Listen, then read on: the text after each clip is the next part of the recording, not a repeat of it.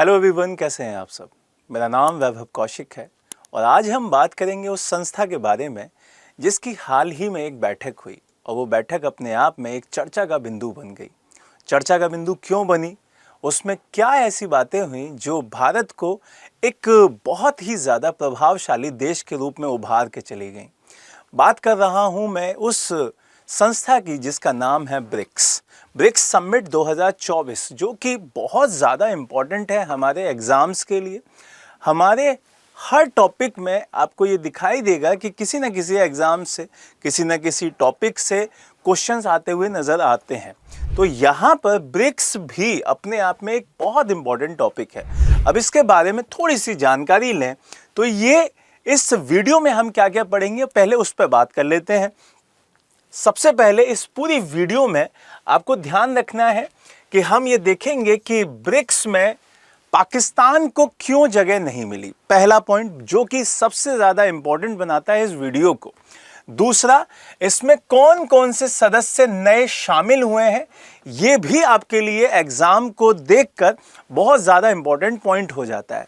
तीसरा, ब्रिक्स का क्या हिस्ट्री रहा है, उसका क्या इतिहास रहा है, ये भी हम जानेंगे कि कब से स्टार्ट हुई ये संस्था, भारत इसमें क्या रोल निभा रहा है, कितने सदस्य हैं, ये सब कुछ इसमें हम देखेंगे। और सबसे लास्ट में कि एग्ज़ाम में किस तरीके से आपका क्वेश्चन पूछा जाता है, वो भी एक अभ्यास के रूप में क्वेश्चंस को लगाएंगे। क्लियर है? तो अब इस पूरी वीडियो को स्टार्ट करते हैं और ये देखते हैं कि ये क्यों न्यूज़ में आया। सबसे पहले आपको ये पता होना चाहिए कि ये न्यूज़ में आने का सबसे बड़ा मुद्दा ये था कि भारत ने क्या लगा दिया है, वीटो पावर लगा दिया है और उसने मना कर दिया है कि भाई पाकिस्तान को हम अभी ब्रिक्स में जगह नहीं देंगे। अब इसके सामने रशिया, चाइना दोनों ही घुटने टेक चुके हैं। इसका मतलब भारत की शक्ति अंतर्राष्ट्रीय स्तर पर बढ़ रही है और ये बहुत अच्छे संकेत हैं हमारे भारत के लिए। तो इस पूरी न्यूज़ को हम बढ़िया से, आईआर के पेपर में इस तरीके के क्वेश्चंस बहुत ज़्यादा पूछे जाते हैं, तो अब इस पूरी न्यूज़ को बहुत बढ़िया से समझते हैं कि वहाँ पे क्या क्या हुआ, कौन कौन इसमें शामिल हुआ, पाकिस्तान क्यों शामिल नहीं हुआ और उसका फ़ायदा तुर्की और इंडोनेशिया ने कैसे उठा लिया। चलिए जानते हैं इस पूरी न्यूज़ को। सबसे पहले आपको ये पता होना चाहिए, रूस में कजान एक जगह है, वहां पे ये मीटिंग हो रही थी और रूस ने ब्रिक्स के लिए 13 नए पार्टनर कंट्रीज को इनवाइट किया था और उनको बुलाया था, उनका ऐलान किया था। अब इसमें फ़ायदा किसको हो रहा है? इसमें एक मुस्लिम देश जो कि सबसे ज़्यादा फ़ायदा लेके गया है, उसका नाम है इंडोनेशिया। एशियन कंट्री है, लेकिन आपको ये ध्यान रखना पड़ेगा मुस्लिम बाहुल कंट्री है। क्लियर है ये बात? दूसरा, इसमें तुर्की को भी बहुत ज़्यादा फ़ायदा हुआ है। अब यहाँ पे पाकिस्तान को इसमें जगह नहीं मिली है, तो पाकिस्तान ने एक स्टेटमेंट जारी भी किया कि भाई हम आगे फ्यूचर में इसमें शामिल हो जाएंगे। क्लियर? तो पाकिस्तान की ये उम्मीद है, हो सकता है हो भी जाए, पाकिस्तान शामिल कर भी लिया जाए, लेकिन अभी भारत ने उसे शामिल नहीं होने दिया। उसका एक मैं रीज़न बताता हूँ। सबसे बड़ा रीज़न है कश्मीर। अब कश्मीर क्यों सबसे बड़ा रीज़न? क्योंकि तुर्की सबसे पहले कश्मीर के मुद्दे पे बचता था, बात नहीं करता था, लेकिन हाल फिलहाल में कश्मीर, ये तुर्की के जो राष्ट्रपति हैं, उन्होंने समर्थन किया है कि कश्मीर भारत का अभिन्न अंग है। इसी वजह से भारत का पसंदीदा देश कौन सा हो गया? तुर्की हो गया, और इसी वजह से वो इसमें आ गया है। क्लियर हुई ये बात? दूसरी चीज़ आपको यहाँ से ध्यान देनी होगी कि भारत ने अपनी वीटो पावर का यूज़ करके क्या किया है, इसमें रोक लगा दी है कि पाकिस्तान अभी इसमें शामिल नहीं हो सकता है। दूसरा, अब अगर हम यहाँ से थोड़ा सा बात करें टर्की के लिए, तो टर्की के जो राष्ट्रपति हैं उनका नाम आपसे पूछा जा सकता है, क्योंकि अब ये भारत के पक्ष में आ गए हैं। और ये राष्ट्रपति क्या नाम है इनका? अर्दोगन। तो ये अब भारत के पक्ष में आ गए हैं। इन्होंने सीधे सीधे कहा है कि भाई जो जम्मू एंड कश्मीर का जो हिस्सा, अपने पीओके वाला जो हिस्सा है, वो आप इंडिया को लौटा दीजिए। क्लियर है ये बात? तो ये इंडिया के फेवर में बात कर रहे हैं, इसीलिए अब इंडिया के पसंदीदा व्यक्ति हो गए हैं। तो आपको समझ में आ रहा होगा कि क्यों इंडिया इनके पक्ष में गया है। दूसरी चीज, यहां से आपको पूरा ध्यान रखना होगा कि जो 9 देशों ने फाइनल कर दिया है कि भाई वो पार्टनर कंट्रीज में शामिल हो रहे हैं और 1 जनवरी 2025 से वो पार्टनर कंट्रीज के रूप में काम भी करेंगे।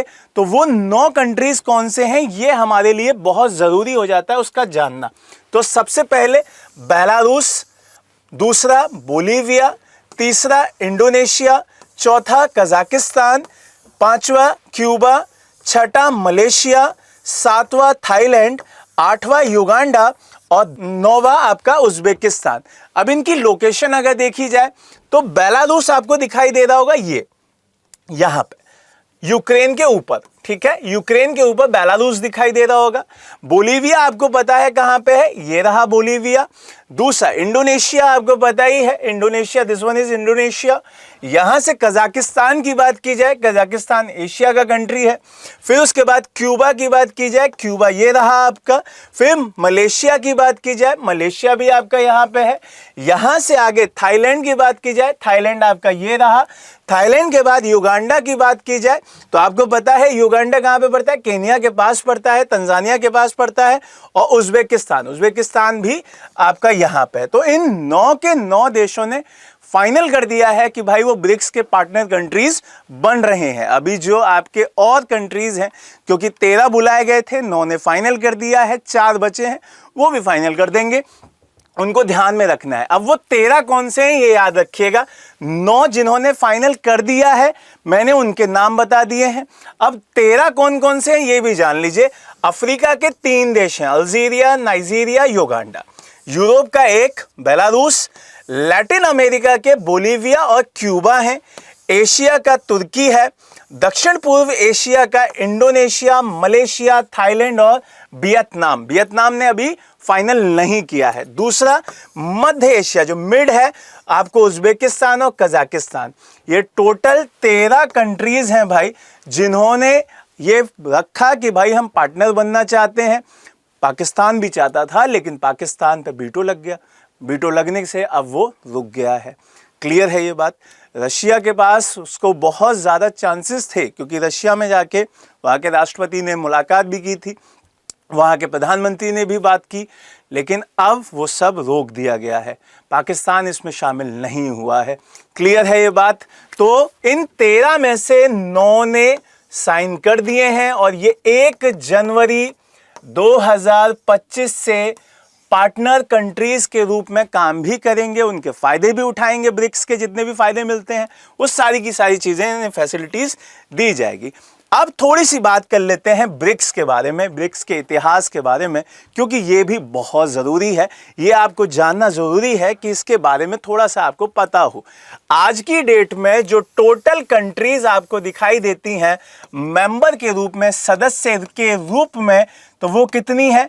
वो टोटल है भाई 9 देश इसके सदस्य हैं। अब वो कौन कौन से हैं? 5 तो आपको पता ही है भाई, जिनके नाम पे ये पूरा का पूरा मसला दिखाई देता है। B for Brazil, R for Russia, I for India, C for China और S फॉर साउथ अफ्रीका। लेकिन आपको जो ये 4 और दिखाई दे रहे हैं ये अगस्त 2023 में ज्वाइन किए थे और इन्हें फाइनल जो दर्जा दे दिया गया वो 2024 के जनवरी में ही दे दिया गया था। और ये कौन है? ईरान, इजिप्ट, इथोपिया और UAE। आपने सुना होगा कि सऊदी अरब भी इसका सदस्य बनने वाला था लेकिन उसने साइन नहीं किए थे। तो इस वजह से आज की डेट में प्रॉपर जो सदस्य दिखाई देते हैं वो 9 दिखाई देते हैं और ये क्वेश्चन पूछा जाता है। क्लियर है ये बात। दूसरा, अगर हम इसके स्टार्टिंग फेज की हिस्ट्री की बात करें तो आपको ये पता होना चाहिए कि इसका स्टार्टिंग में नाम ब्रिक्स नहीं था, इसका नाम था ब्रिक। इसे 4 देशों ने स्टार्ट किया था। इसमें साउथ अफ्रीका नहीं था। साउथ अफ्रीका आपका 2010 में ज्वाइन किया है। उसी के बाद इसका नाम क्या हो गया है? उसी के बाद इसका नाम हो गया है ब्रिक्स। तो आपको यह भी पूछा जाता है भाई 2010 में इसका नाम चेंज होके क्या बना? ब्रिक्स बना है। उससे पहले ये ब्रिक हुआ करता था। दूसरी चीज आपको यह ध्यान रखनी है कि 2006 में इसका इनफॉर्मल आपको क्या हुआ था, गठन हुआ था। इनफॉर्मल मतलब अस्थायी रूप से इसका गठन किया गया था। लेकिन बाद में 2009 में 16 जून 2009 में इसका स्थायी तरीके से गठन किया गया। और यही डेट आपसे एग्जाम में पूछी जाती है कि इसका स्थायी गठन कब किया गया है, तो आपका 16 जून 2009। और यहां पर इसके स्टार्टिंग जो कंट्रीज थे वो 4 थे, लेकिन बाद में 2010 में इसमें आपका साउथ अफ्रीका जुड़ गया और बाद में इसमें 5 कंट्रीज हो गए। लेकिन बाद में चल के 2023 में 4 और ऐड हुए, आपका ईरान, इजिप्ट, इथोपिया, यूएई, यह भी मैंने बताया। अब ये 9 कंट्रीज हैं जो इसके परमानेंट सदस्य हैं। क्लियर है ये बात? चलिए अब इसकी बात कर लेते हैं कि थोड़ा सा हमारे पेपर में किस तरीके से क्वेश्चन आता है वो भी हम देख लेते हैं। आपको कमेंट बॉक्स में आंसर देना है इस क्वेश्चन का, और ये बहुत इंपॉर्टेंट क्वेश्चन है। क्वेश्चन क्या है, 16वें ब्रिक्स सम्मेलन का आयोजन कहां किया जा रहा है तथा भारत ने पहली बार ब्रिक्स की अध्यक्षता कब करी थी।